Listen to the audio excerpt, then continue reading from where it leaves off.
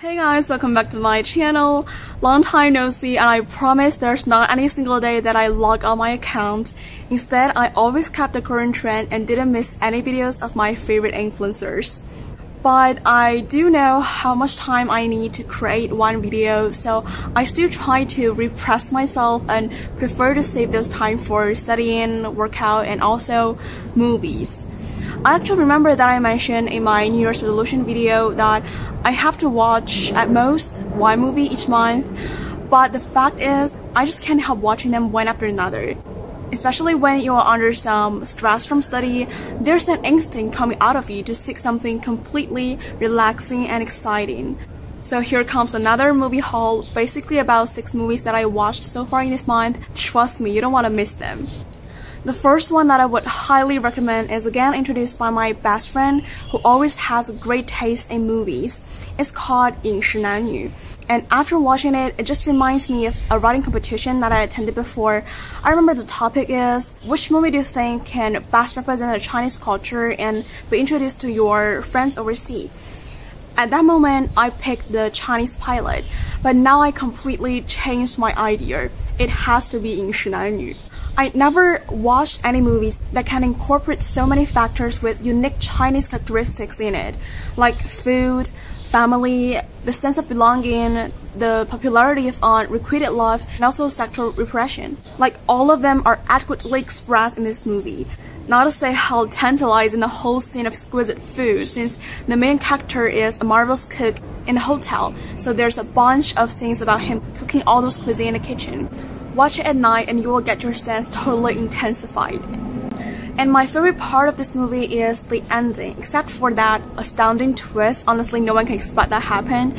But the very last picture that the father and one of his daughters call out each other's name, which is full of their deepest feeling and love, not only to each other, but the whole memory of the family in this old house. And the second one, honestly, it does hit me quite hard. It's based on a true story, so we could also call it documentary to some extent. Its name is The Whistleblower. I never thought like people or just girls can be treated in such an unhuman way.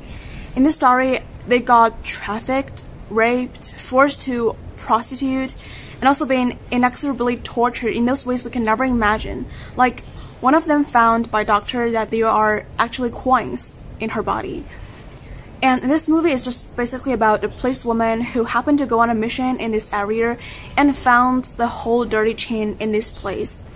But she actually has great difficulty making it to the public because people involved in this illegal human trafficking includes the UN officer, the police, and also the government.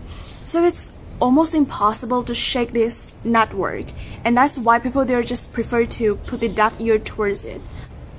But you have to know the character is so fearless and righteous, so even facing all those risks, she still brought the truth to the light in the help of BBC and some other nice people. So anyway, I just truly hope that girls and women can be nicely or at least equally treated by the society. And the next two I'd like to recommend are all adapted by the work of Agatha Christie, one of my favorite detective novelists. They are Murder on the Orient Express and Death on the Nile. Well, the latter is quite a new one, which is released last month, and the former is launched 5 years ago. But at the end of the Orient Express, they actually mentioned the release of the Nile. God no, I really love this kind of foreshadowing.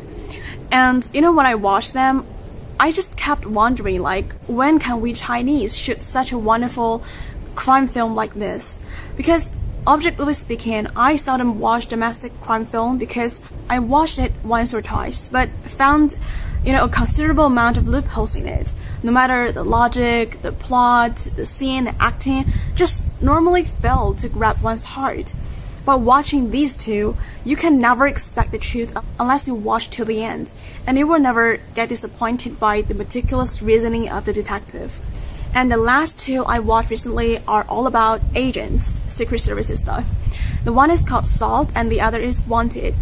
I watched them only because of my longing for excitement in my bland and dull life.